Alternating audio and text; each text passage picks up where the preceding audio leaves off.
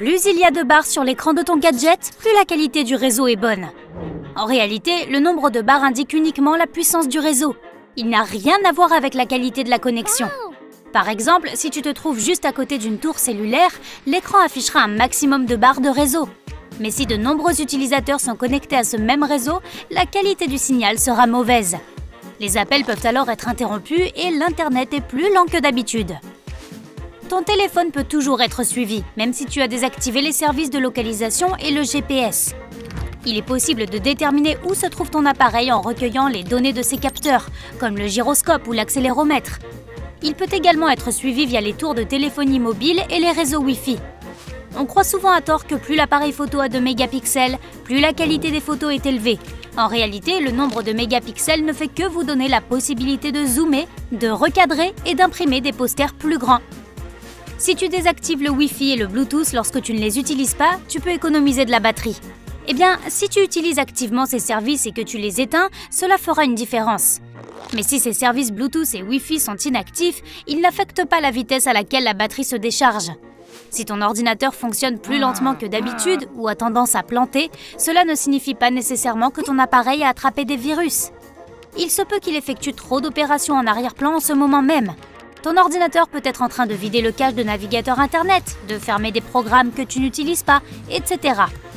Une résolution plus élevée ne garantit pas toujours un affichage de meilleure qualité, ni bien plus lumineux. La résolution n'est qu'un des nombreux facteurs qui affectent la qualité de l'écran de ton smartphone. Beaucoup de choses dépendent du type de moniteur utilisé sur ton appareil. Par exemple, les écrans LCD peuvent avoir des couleurs plus vives, mais les appareils OLED ont de meilleurs contrastes. Il est vrai qu'une batterie plus grande est plus puissante, mais la quantité de courant qu'elle possède dépend de la manière dont cette puissance est utilisée par l'ensemble du système. En d'autres termes, un gadget doté d'une batterie plus petite peut en faire durer plus longtemps si son système d'exploitation est mieux optimisé. Beaucoup de gens sont persuadés que personne ne peut les traquer lorsqu'ils activent le mode incognito pour surfer sur Internet. En effet, de cette façon, ton navigateur n'enregistre pas les cookies, l'historique et les informations que tu saisis sous différentes formes. Mais les sites web que tu utilises, ainsi que les autorités, peuvent facilement te repérer. Cela signifie que le mode incognito ne te cache pas complètement du monde. Pour effacer le disque dur de ton ordinateur, il te faudrait un aimant vraiment, mais vraiment énorme. Les disques durs des appareils modernes ne peuvent être affectés que par des champs magnétiques extrêmement concentrés. Les bons vieux aimants de réfrigérateur sont loin d'être assez puissants. Si tu as accidentellement laissé ton chargeur branché après avoir fini de charger ton gadget, il n'y a pas lieu de paniquer. On dit qu'un incendie peut se déclarer en cas de surcharge, mais cela n'est vrai que dans certaines situations. Par exemple, si tu as des animaux domestiques qui s'intéressent au chargeur, ou si ton chargeur fait des bruits bizarres ou a de faux contacts, ou si l'endroit où tu habites n'a pas de protection contre la foudre, ou s'il y a un risque que tes voisins aient une fuite d'eau. Dans tous les cas, il n'y a pas lieu de s'inquiéter. De nombreuses personnes sont persuadées que c'est une mauvaise idée d'utiliser les téléphones lorsqu'ils sont en charge. Ces utilisateurs pensent que cela peut réduire la durée de vie de la batterie. D'autres pensent que celle-ci ne se chargera pas aussi bien qu'elle le pourrait. Mais tout ceci n'est qu'un mythe. Même lorsque tu n'utilises pas ton gadget, il est toujours occupé par différentes activités, par exemple la synchronisation des données. Cela signifie que tu peux facilement ajouter plusieurs tâches supplémentaires à sa charge de travail. La suppression des applications en arrière-plan ne permet pas d'améliorer les performances. Cela ne contribue pas non plus à économiser la batterie. Le système d'exploitation de ton téléphone est intelligent. Dès qu'il a besoin de ressources supplémentaires, il ferme automatiquement les applications d'arrière-plan. De même, le fait de fermer des applications et de les rouvrir vide ta batterie beaucoup plus rapidement que lorsque tu laisses ces applications en veille. Mets la batterie dans le congélateur, elle durera plus longtemps. Non, ne fais pas ça!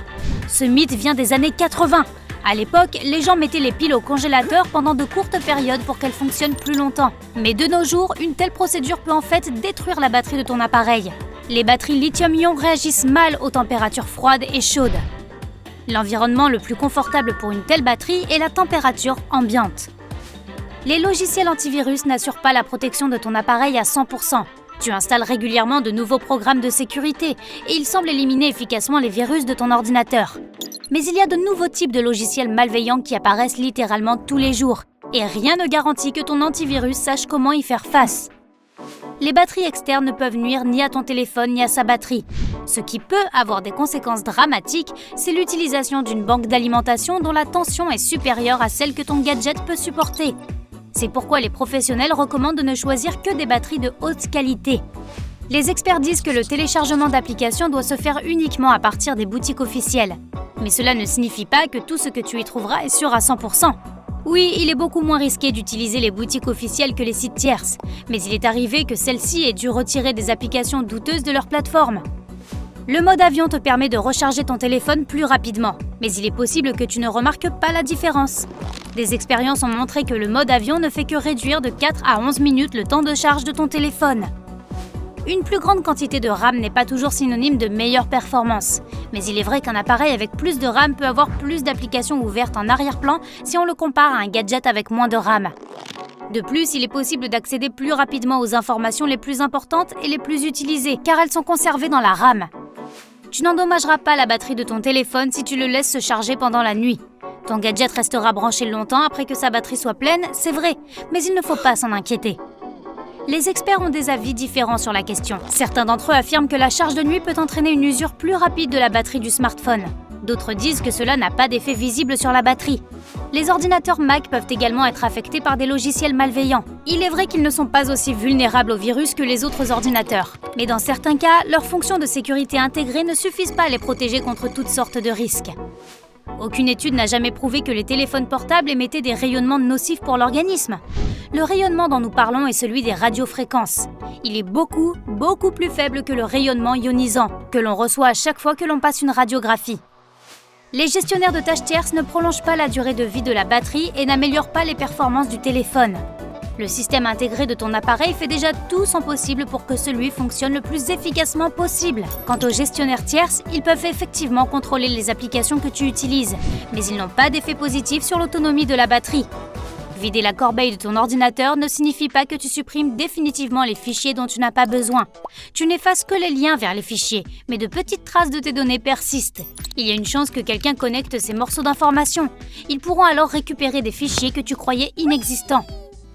Une croyance populaire veut qu'il faille complètement charger un téléphone nouvellement acheté avant de l'utiliser pour la première fois. Mais les batteries des téléphones fonctionnent mieux lorsqu'elles sont chargées à 40 ou 80%, et c'est à peu près le niveau de charge d'un smartphone acheté en magasin. Cela signifie que tu peux acheter un téléphone et commencer à l'utiliser immédiatement. Mais si l'indicateur de batterie d'un nouveau téléphone indique une charge inférieure à 40%, il est conseillé de le rapporter en magasin. Un pourcentage aussi faible peut signifier que la batterie est déjà ancienne. L'idée selon laquelle plus un fichier vidéo ou audio est volumineux, meilleure est sa qualité, n'est pas toujours vraie. La taille d'un fichier dépend non seulement de sa qualité, mais aussi de la manière dont il a été compressé. Certaines personnes pensent qu'elles peuvent entraîner leur batterie à rester chargée plus longtemps. Pour ce faire, ils attendent que la batterie se vide complètement avant de la recharger. Ils pensent que leurs batteries ont une mémoire, et si l'on ne prend pas l'habitude de les recharger lorsque l'indicateur est presque à 0%, elles ne fonctionneront plus aussi bien qu'avant. Mais la vérité est que les batteries au lithium-ion durent le plus longtemps lorsqu'elles sont à moitié pleines. De plus, si tu décharges complètement une telle batterie pendant une longue période, tu peux l'endommager de façon permanente.